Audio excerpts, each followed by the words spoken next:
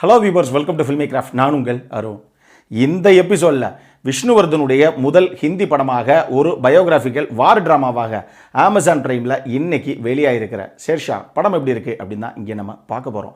முதல்ல இந்த படத்துடைய கதைக்கு போகிறதுக்கு முன்னாடி இந்த வீடியோ பார்த்து முடித்தவொடனே பிடிச்சிருந்தது அப்படின்னா லைக் பண்ணுறது மட்டும் இல்லாமல் உங்களுடைய ஃபேமிலி அண்ட் ஃப்ரெண்ட்ஸ் எல்லாருக்கும் முடிஞ்ச அளவுக்கு ஷேர் பண்ணுங்கள்.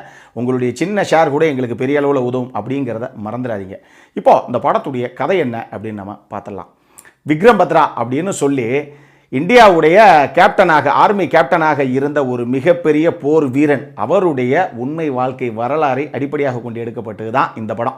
இன்னும் சொல்லணும் அப்படின்னா, இந்தியன் ஆர்மியில் நம்ம சர்வ் பண்ணணும் அப்படிங்கிறதுக்காக, ஒரு சோல்ஜராக ஆகணும் அப்படிங்கிறதுக்காக சின்ன வயசுலேருந்தே மிகப்பெரிய கனவுகளை கண்ட விக்ரம் பத்ரா அப்படிங்கிற படத்துடைய கதாநாயகன் அதுக்கான தருணம் வரும்போது இந்தியன் ஆர்மியில் ஜாயின் பண்ணுறாரு. ஆனால் யாரும் செய்ய முடியாத அவர் செஞ்ச மிகப்பெரிய சேவையும் சரி, தியாகமும் சரி, அதை பற்றி பேசுகிறது தான் இந்த படத்துடைய மொத்த கதையை.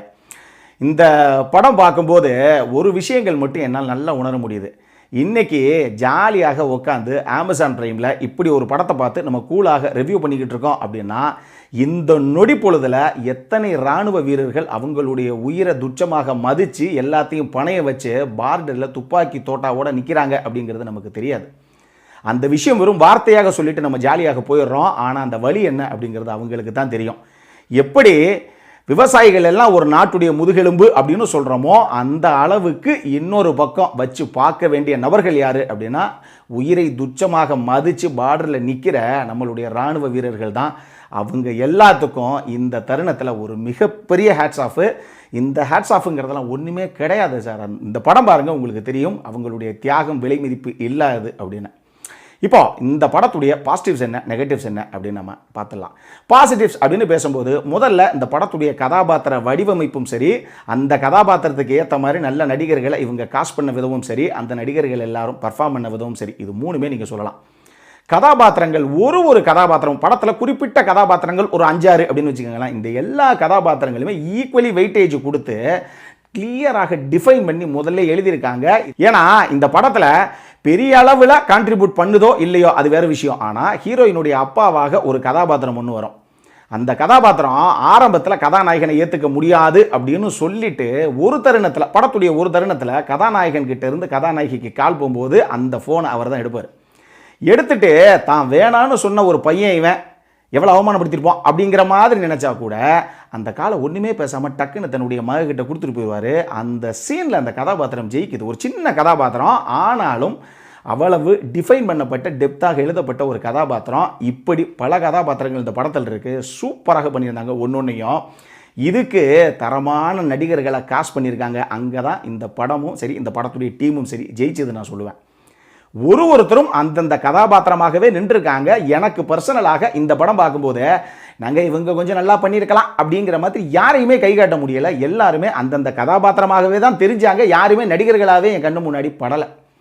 இதில் இருந்தாலும் குறிப்பாக 2 பேரும் நீங்கள் சொல்லி ஆகணும். ஹீரோ ஹீரோயின் சித்தார்த் மல்கோத்ராவும் சரி, கைரா அத்வானியும் சரி, என்ன ஒரு பேரு, என்ன கெமிஸ்ட்ரி இவங்களுக்குள்ள. ஏன்னா கதாநாயகனுடைய அந்த அந்த போர்க்களம் அப்படிங்கிற விஷயங்கள் மட்டும் இல்லாமல் கதாநாயகனுடைய பர்சனல் லைஃப், அவருக்கு இருக்க சில கஷ்டங்கள்.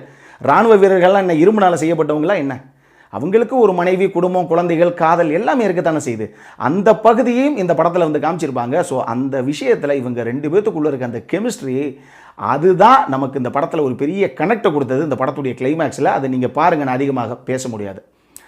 ரெண்டாவது, இந்த படத்தை பொறுத்தளவுக்கு இதனுடைய கதையும் சரி, இதனுடைய திரைக்கதையும் சரி, நான் சொன்ன மாதிரி விக்ரம் பத்ரா அப்படிங்கிற ஒரு மிகப்பெரிய போர் வீரன், உண்மையான வீரன் அவர் தான். அப்படி ஒரு வீரனுடைய உண்மை வாழ்க்கை வரலாறு இது. ஆனால் இதை நான் சொன்ன மாதிரி வெறும் அந்த சைடு, அதாவது அந்த போர்க்களம், அதில் இருக்கக்கூடிய இழப்புகள், இதை மட்டும் காமிக்காமல் அவருடைய பர்சனல் லைஃப், அதில் இருக்க விஷயங்களையும் அழகாக பிளண்ட் பண்ணி திரைக்கதையில் கொண்டு வந்திருந்தாங்க. ஸோ கதையும் சரி, திரைக்கதையும் சரி, இந்த படத்திற்கு மிகப்பெரிய பலம். இது எல்லாத்தையுமே தாண்டி இந்த படத்தில் நான் சொன்ன மாதிரி இந்த 2 சைடு காமிக்கப்படுது இல்லையா, இது 2மே நமக்கு பெரிய அளவில் கனெக்ட் கொடுத்ததுக்கான காரணம் 3 டீமுடைய இன்டென்ஸான ஒர்க்கு. ஒன்று கமல்ஜித், அவர் தான் படத்துடைய சினிமோட்டோகிராஃபர். ரொமான்டிக் போர்ஷன்ஸை உள்ள பிளெண்ட் ஆனதுக்கான காரணம் அப்படி தண்ணி மாதிரி தட்டி தூக்கியிருந்தாப்புல.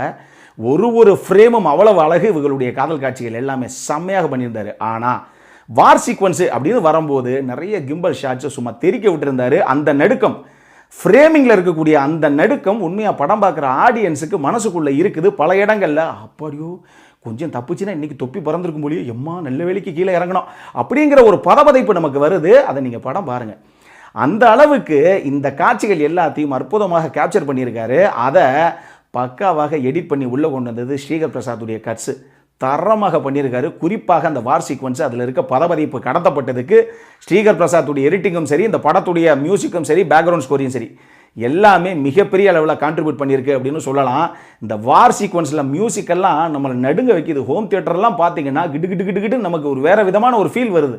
இந்த சண்டேயில் அதில் தெரிக்கக்கூடிய அந்த சவுண்ட் டிசைனிங் ஒர்க்கில் வராத பதபதைப்பு கூட கொஞ்சம் மயிரிழையில் தப்பிச்சிட்டாங்க சில பேர் அப்படிங்கிற அந்த சீனுக்கு அங்கேருந்து தப்பிச்சு அடுத்த இடத்துக்கு ஓடி போய் ஒளிவோங்கிற அந்த சீனில் பேக்ரவுண்ட் ஸ்கோரிங் உள்ள தெரிக்க விட்டுருக்காங்க பாருங்கள். அந்த அளவுக்கு இந்த 3 டிபார்ட்மெண்ட்டும் உயிரை விட்டு உழைச்சிருக்காங்க. அது இந்த படத்துக்கு பெரிய அளவில் ஹெல்ப் பண்ணியிருக்கு. இறுதியாக இந்த படத்துடைய வசனங்கள் ஒன்று அவ்வளவு சூப்பராக எழுதியிருக்காங்க. ஹீரோவுடைய ஒரு சுப்பீரியர், ஒரு ஆஃபீஸர், அவர் ஹீரோ கிட்ட கேட்பாரு, அம்மா உங்கள் ஃபேமிலியில் யாராவது ஆர்மி மேன் இருக்காங்களான்னு. இல்லையே சார் அப்படிம்பாரு. என்ன ஆச்சரியமாக இருக்குது, ஆர்மி மேனே இல்லையா அப்படிம்பாரு. அப்போ ஹீரோ கேட்பாரு, ஏன் சார், ஒரு இராணுவ வீரனுடைய குடும்பத்தில் இருந்து தான் இன்னொரு இராணுவ வீரன் பிறக்கணும் இல்லை தோன்றணும் எதுவும் ரூல் இருக்கா என்ன?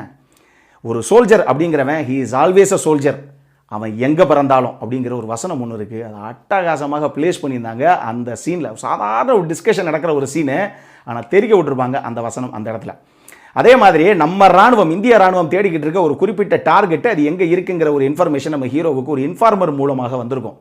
இப்போ இங்கே பாருங்கள், அதெல்லாம் போய் அவரை பிடிக்கிறது, அவரை தாக்கி கொள்றதெல்லாம் இருக்கட்டும், யாரோ ஒருத்தன் சொன்னான் அப்படின்னு நம்பி இந்த ஆப்ரேஷன் நம்ம இறங்கணும் அப்படின்னா நம்மளுடைய இராணுவ வீரர்களுடைய உயிர் எக்கச்சக்கமாக பலி போகிறதுக்கான வாய்ப்பு இந்த இடத்துல இருக்குது.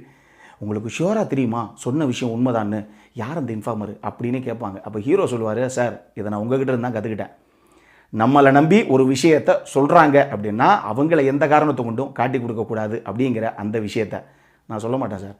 எனக்கு தெரியும் அவர் சொல்கிறது 100% உண்மைதான்னு. நம்பி இந்த ஆப்ரேஷன் என்கிட்ட கொடுத்தா கொடுங்க, நான் பார்க்குறேன் அப்படின்னு சொல்கிற அந்த வசனமாகட்டும். இது எல்லாத்தையும் தாண்டி ஒரே வசனம், மரணத்துடைய பயம் தெரியாத எவனையுமே இந்த உலகத்தில் எவனாலையும் ஜெயிக்க முடியாது அப்படிங்கிற அந்த வசனம் அட்டகாசம் பண்ணியிருந்தாங்க படத்தில். இந்த மாதிரி ஒரு சாம்பிளுக்கு தான் நான் சொல்லியிருக்கேன்.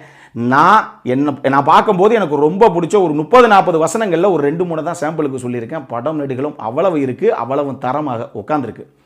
நெகட்டிவ்ஸ் அப்படின்னு பார்க்கணுன்னா பர்சனலாக என்னை பொறுத்தளவுக்கு ஒரு நெகட்டிவும் இந்த படத்தில் கிடையாது. ஆனால் ஒரு விஷயம் நான் சொல்கிறேன், கிளியராக கேட்டுட்டு போய் படத்தை பாருங்கள். ஒரு சில பேர் இந்த ஆக்ஷன் ட்ராமாஸு, வார் ட்ராமாஸு அப்படின்னாலே இந்த 2 மணி நேரமும் அதை மட்டுமே டீல் பண்ணணும் அப்படின்னு நினச்சிட்டு ஒரு ஆர்வத்தில் போய் பார்ப்பீங்க. ஆனால் இதில் அந்த அதர் சைடு ஹீரோவுடைய பர்சனல் வாழ்க்கை, அதில் இருக்கக்கூடிய காதல், காமம், அந்த என்ன சொல்கிறது வலி, எல்லா விஷயங்களும் உள்ளே இருக்குது. இதெல்லாம் உள்ளே இருக்கிறதுனால சில பேருக்கு என்ன பாஸ் நம்ம என்னமோ நினச்சிருந்தோம், இது கொஞ்சம் தேவையில்லாமல் சேர்த்துட்டாங்களோ அப்படிங்கிற ஒரு ஃபீல் வரலாம். ஆனால் எனக்கு பர்சனலாக இல்லை. இந்த பர்சனல் சைடுமே அவ்வளோ ஒரு கனெக்டை கொடுத்து அவ்வளவு சூப்பராக பிளெண்டாக இருந்தது இந்த கதையில். மொத்தமாக இந்த படம் எப்படி இருக்குது அப்படின்னு கேட்டிங்கன்னா, நம்ம சைடில் இருந்து ஒரு ஹைலி ரெக்கமெண்டட் படம். எந்த காரணத்தை கொண்டு மிஸ் பண்ணிடாதீங்க. தரமான ஒரு படம். விக்ரம் பத்ரா மாதிரி ஒரு மிகப்பெரிய போர் வீரனுக்கு நம்ம கொடுக்கக்கூடிய மரியாதையை இந்த படத்தை பார்க்குறது தான். முடிஞ்சால் கண்டிப்பாக பாருங்கள். நம்ம சைடில் இருந்து ஒரு ஹைலி ரெக்கமெண்டட் படம் இது. அடல் கானண்டை பொறுத்தளவுக்கு இந்த படத்தில் காமம் அப்படிங்கிற அந்த நிடி அடிக்காட்டினா கூட 1-2 லிப்லாக் இருக்குது, அதை மைண்டில் வச்சுக்கோங்க. இது போக ரத்தம் தெரிக்கக்கூடிய காட்சிகள் படம் நெடுகளும் இருக்குது. ஏன்னா இது ஒரு வார் ட்ராமா. இந்த படம் அமேசான் பிரைமில் உங்களுக்கு சப்டைட்டிலோட அவைலபிளாக இருக்குது. பார்க்கணும் அப்படிங்கிறவங்க பார்த்து மகிழுங்கள். இந்த படத்திற்கு ஃபில்மி கிராஃப்ட் கொடுக்கக்கூடிய ரேட்டிங் 7.5 out of 10. இதே மாதிரி இன்னொரு வீடியோவோட அடுத்த முறை உங்களை சந்திக்கிற வரைக்கும் it is around signing off. By.